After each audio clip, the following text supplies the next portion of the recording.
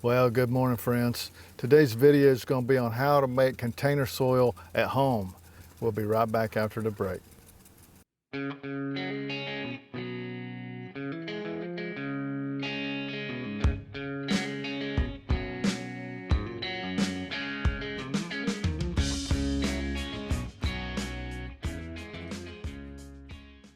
Well, welcome back. I just wanted to go share with you how I do my container soil at home, and maybe pass that on to you, and maybe it'll help you save $1 or $2. If this is your first year doing gardening and you only have a couple of containers, 3 or 4 containers that you're doing at home, just go to the local nursery and buy yourself some potting mix or container soil to use to plant your garden. 3 or 4 buckets, 4 or 5 buckets is not worth trying to invest in what I'm going to show you today. But if you have a lot of containers like I do, I have, dozens and dozens. I have a little formula that I've used for years that always helps me, and I get plenty of container soil by doing it this way. So I just wanted to share that with you.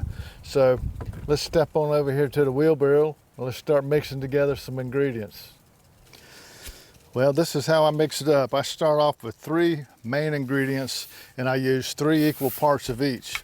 I use dried compressed peat moss, black cow manure, and a bag of potting mix. And you can get whatever you want to get on the potting mix at the store. I usually try to get whatever's on sale, but it really doesn't matter. Just get some potting mix that it gives you some of that medium that we're looking for.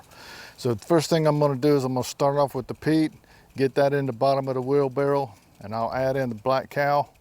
I'll mix that together and blend it as good as I can. Then I'll add the potting mix on top of that and blend all 3 together. And when I get through with that, I usually put in about 2.5 quarts of perlite. And you can get perlite anywhere, and it don't matter what kind you get because it's all basically the same.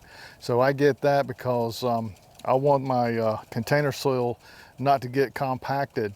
The perlite's going to keep it aerated, because the more you water a container, the more it compacts and gets tighter and tighter.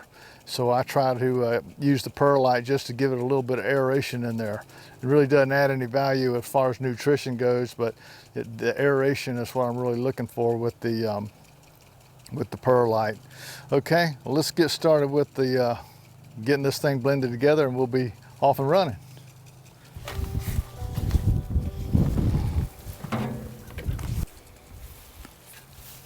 Okay, that's about how I like the peat. Kind of covers the bottom of the wheelbarrow about 3 or 4 inches. Then I take my hands and I crush up this stuff and I roll it real good. Break up all them clumps. It's been packed in them bags for a long time, compressed, so you got to loosen it up. It doesn't take much. There we go. Now it's nice and loose.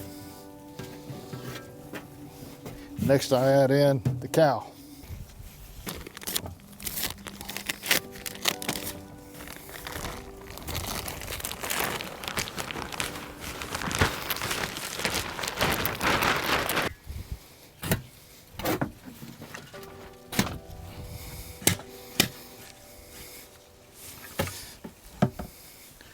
Next, I add in the potting mix.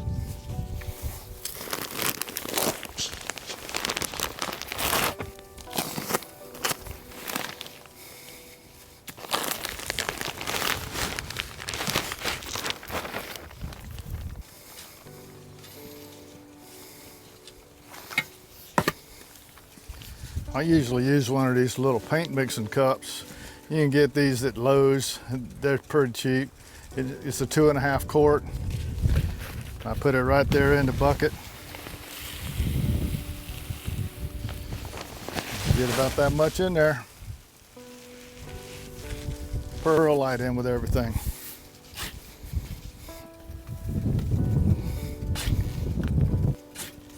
That ought to be about right. At this point, we're ready to start using this for our containers.